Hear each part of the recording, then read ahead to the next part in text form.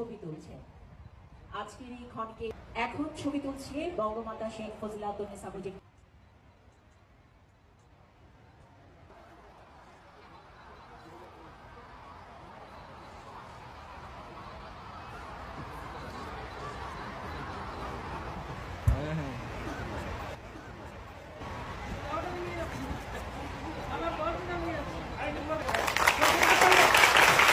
সম্মানিত সুধীমণ্ডলী, আপনারা দেখতে পেয়েছেন আজকের অনুষ্ঠানের ক্ষুদে শিক্ষার্থীবৃন্দের সাথে এই ক্ষণটি স্মরণীয় করে রেখেছেন আমাদের আজকের অনুষ্ঠানের প্রধান অতিথি।